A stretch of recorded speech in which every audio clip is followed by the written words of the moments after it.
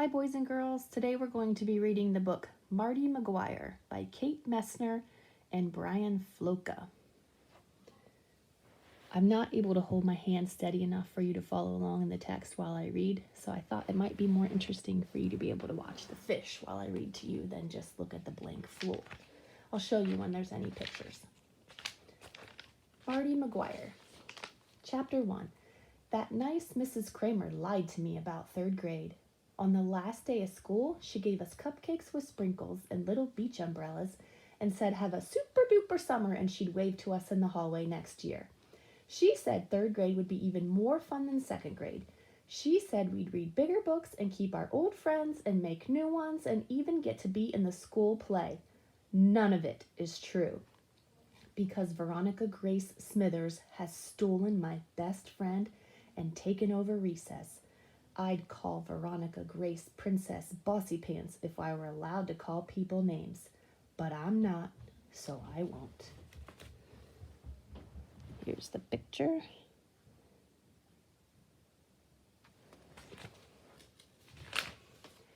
Even though Veronica Grace is leaning over into my space and wrinkling her nose at my handwriting paper, you make your cursive E's funny. She holds up her paper.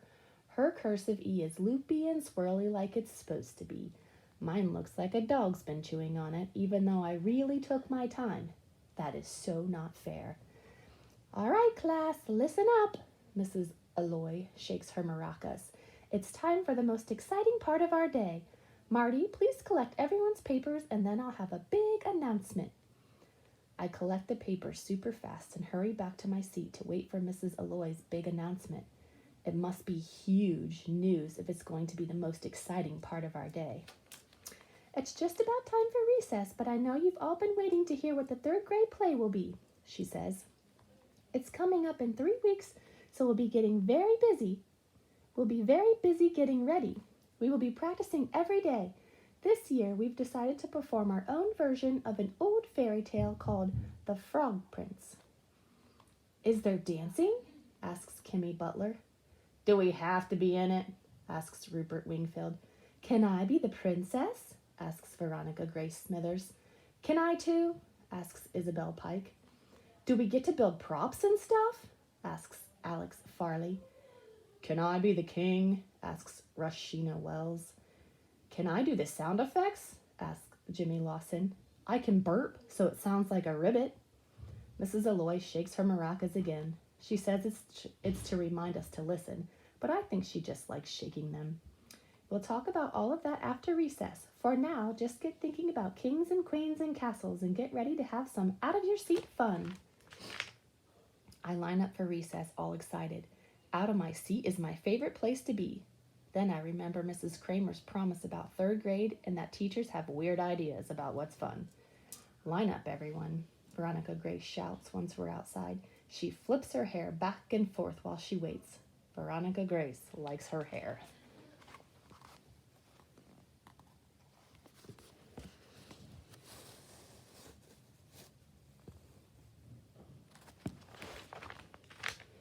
Even I can understand why. It's silky and smooth and the color of a yellow lab, my favorite kind of dog. My hair is not silky or smooth. It's all thick and sticky-uppy and the color of pond mud. Are we all lined up? Veronica Grace fluffs up her skirt. She's wearing a flower pink churchy dress with glitter leggings and shiny black shoes. She looks like a movie star, Kimmy Butler whispers from her spot in line. Kimmy has black hair and pigtails and is the kind of girl who is always eating a cupcake. If she's not eating a cupcake, she has chocolate frosting smeared on her face because she just finished one, or she's looking around to see if somebody brought in birthday treats. And she's as bossy as Veronica Grace. I'd call Kimmy frosting face messy mouth if I were allowed to call people names, but I'm not. So I won't. We're going to practice for the big class play, Veronica Grace says. But we don't know the parts yet, I say. That's okay, Kimmy says. We can dance. My big sister, she's in 5th grade, and she told me the third grade play is always a fairy tale sort of thing, and there's always a prince and a princess and king and queen, and usually talking animals and magic spells, and sometimes ogres, but not all the time, and there's always dancing. Perfect, Veronica Grace says. We'll practice the dancing. There has to be dancing. The other girls nod like it's a rule. There has to be dancing? Even my best friend Annie nods. No, wait. Annie used to be my best friend. She used to catch crayfish and climb trees. She used to play in the woods behind her house with me. And we'd pretend to be Jane Goodall, who is an amazing scientist who travels to Africa to save the chimpanzees in Tanzania. Annie and I used to pretend to save chimpanzees by the creek out back. Now she takes dancing lessons and curtsies and likes sparkly Veronica Grace better than me. There's a picture of them playing Jane Goodall. Let's pretend we're at a fancy royal ball, Veronica Grace says. I'll be a princess getting ready for my wedding. You can be princesses too. Veronica Grace points to Kimmy Butler and Isabel Pike. We'll be the only princesses, right? Says Isabel. She has sparkly red sneakers that she uses to follow Veronica Grace everywhere, even the bathroom. If I were allowed to call people names, I'd call Isabel brainless, sparkly-footed sheep. The rest of you can be ladies in waiting, Veronica Grace says. Mrs. Alloy said I could bring the dress-up box outside. Come, get a gown. I don't really like playing dress-up, I say, so I think I'll just... Here! Veronica Grace tosses me a slippery, shimmery silver shirt and a tiara. Put these on. No thanks, I say, but Annie tugs my sleeve. Come on, it will be fun. She smiles at me, and I think maybe if I'm a good sport about dancing, she'll go with me to catch tadpoles later. Mom told me Annie's probably just getting to be friends with Veronica Grace because they're in dance class together now. She said if I'm patient, Annie will come back. I hope so. I look around. Everyone else is pulling on poofy, floofy pink dresses. Black. The silver thing is better than a dress, so I put it on. Now make 3 lines over there, Veronica Grace says, and points to the crazy big sandbox the custodian, Mr. Klein, built for us. We make 3 lines because Veronica Grace is like that. Recess was more fun before Veronica Grace put herself in charge. Chapter 2.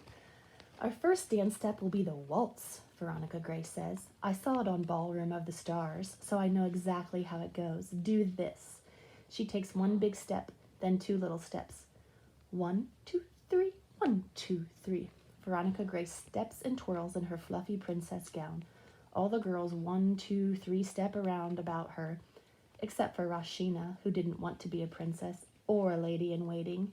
She offered to be the king, but Veronica Grace said no, so Rashina left to play basketball with the 4th grade boys. They look like they're having fun. But Annie's still here 1, 2, 3 stepping, so I try it too. Waltzing is hard. I keep tripping. Pretty soon I hear boy shouts coming from the pond. Boy shouts from the pond mean one of 2 things. 1, somebody pushed somebody else into the muddy stuff that is like quicksand and will suck your feet off if you're not careful. Or 2, somebody found something good. Annie's looking over at the pond too and stumbles into the edge of the sandbox. No, no, no, Veronica Grace shouts. Watch me. She moves over next to Annie to demonstrate again, and Annie falls back into line. While Veronica Grace is busy, I sneak away to the pond. What you got? I ask Rupert Wingfield. Rupert wears an Orchard Street Otters shirt to school every day. Today it is streaked with mud. Nothing yet, Rupert says. He points to the water. Alex Farley is balanced on a rotten log. He hikes up the tool belt he always wears, leans over 1 foot in the air behind him, and reaches out with his arms stretched. So far it looks like it might stretch right off and splash into the pond. Finally he puts his foot down and hops back onto the grass. Nope, he says. Can't reach him.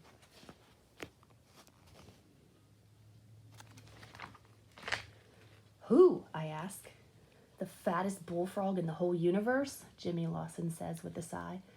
I step onto the log. I look into the green-brown water. Beady frog eyes stare up at me. He's huge, all right, but he's not out that far. I think I can get him. I roll up my jeans and push my slippery, shimmery silver sleeves up to my elbows, and I look back at the dancing lesson. No, no, no, Veronica Grace yells from the sandbox. It's 1, 2, 3, 1, 2, 3. I take 1, 2, 3, 4 little steps to the end of the log. I lean down. I stretch out my slippery, shimmery arm. The bullfrog blinks. My fingers can almost tickle his webby toes. I take a tiny shuffle step. I stretch a little more. The bullfrog blinks again, and I hear a slow sucking noise. She looks like she's going to fall in. At first, I think it's the frog. Then the sucking sound turns into a crazy, big, loud swoop. The other end of my log tips up out of the water, and I tumble toward the frog, face first. I close my hands around his cool, greeny smoothness right before my face splashes into the shallow, weedy water. I sit up, but I can't wipe the pond slime off my face without letting go of the frog, and I'm sure not doing that after I went through all this trouble to catch him. Besides, the boys are waiting to see him. I stand up, pull my sneakers one at a time from the shallow water mud, and step back onto the grass. The boys gather around. "Wow," says Jimmy. "Awesome," says Alex. "He's the biggest bullfrog ever." He really is, fat and slippery and fantastic. I don't even mind when he pees on my sleeve. "Spectacular," Rupert says, but he's looking at me, not the frog. "You're the coolest girl ever." "Thanks," I say. Seriously, my sister would never catch a frog or even touch one. She says they're slimy and disgusting. I think you should be my sister instead. I walk around the circle of boys so they can see the frog up close. Then I hear a bossy princess sound. "What is that?" Veronica Grace has come over from the sandbox with a bunch of ladies in waiting following her. She stares at the frog like it's 10 feet tall with 2 heads. "Gross!" The ladies in waiting wrinkle their noses. Even Annie, who raised frogs with me from tadpoles last year, makes a yuck face. Jane Goodall would never make a yuck face at a frog. "Marty!" It's the recess monitor, Mrs. Gardner. She's about 100 years old, and she says she supervised George Washington on this playground, but we all know he's older than 100 now.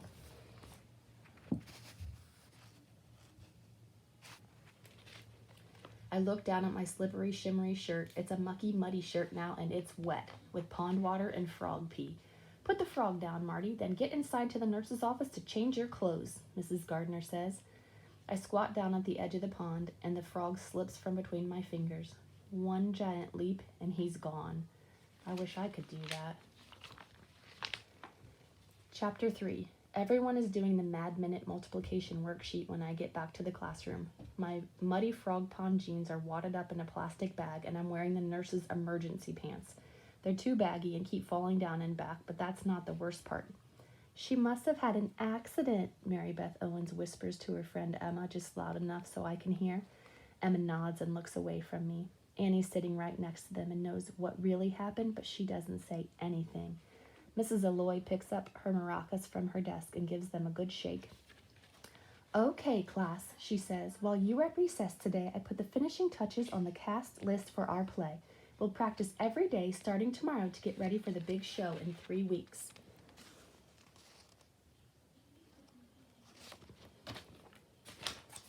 Veronica Grace waves her hand. "Mrs. Alloy, there's dancing, right? There has to be dancing. Will we have fancy costumes? Can I be a princess?" "Can I be one too?" Isabel asks. "Can I too?" Kimmy asks. She has her cupcake from lunch hidden in the bottom of her desk and keeps licking frosting off her fingers. Mrs. Alloy holds up her hand. Everyone keeps talking until she shakes the maracas again. "First, I want to tell you a little about the play," she says. "The Frog Prince is an old fairy tale from the Grimm brothers. In the story, a beautiful princess goes walking in the woods." Veronica Grace sits up very straight. "And she's playing with her golden ball, throwing it up and catching it again." Veronica Grace tosses her eraser a few times and grins like she already has the part. But then she drops her golden ball, her very favorite toy, down a deep well. She sits at the edge of the well and cries. Veronica Grace makes a sad face. A big fat frog comes up from the water and offers to help the princess if she'll take him back to the castle to live with her. "Ew," Veronica Grace says. "That's what the princess thought too," Mrs. Alloy says, but she agreed because she really wanted her golden ball back. So the frog dove deep into the well and got it for her, and then he followed her back to the castle and went right up to her room to have supper with her. Veronica Grace looks like she just found a frog in her lunchbox. The princess was very mean to the frog and tried to send him away, but the king told her she needed to keep her promise and let the frog live with her. That night, the frog took a big leap onto the princess's beautiful bedspread and settled down on her pillow. Ew, frogs are so disgusting. Ew, Veronica Grace says again. Mrs. Alloy shakes her maracas. Finally, the princess was so disgusted with the frog that she threw him against the wall. Actually, in one version of the story, she chops off his head, but we won't do that. So she threw him against the wall, and guess what? He died, Rupert says. I thought it was a pretty good guess, but Mrs. Alloy shakes her head. He turned into a handsome prince and married the princess, and they lived happily ever after. We all stare at her. She threw him against the wall? Rupert asks again, and Mrs. Alloy nods. And he didn't die? And then he married her? It's a fairy tale, Rupert. She marries him even though he used to be a frog? Veronica Grace's mouth and nose are all scrunched up. Mrs. Alloy nods. Mrs. Alloy, I cannot possibly be that princess. I'm afraid that I won't be able to star in the show after all, Veronica Grace says sadly. Mrs. Alloy smiles. That's fine because I don't have you cast for that part anyway. You're going to be the queen, Veronica Grace. Rupert will be the prince. Let's see. Rashina, you asked if you could be the king, right? Rashina nods. Rashina's the king? Annie, Kimmy, Isabel, Jimmy, and Alex, your forest animals, and our frog princess, she looks down at her list, will be Marty McGuire.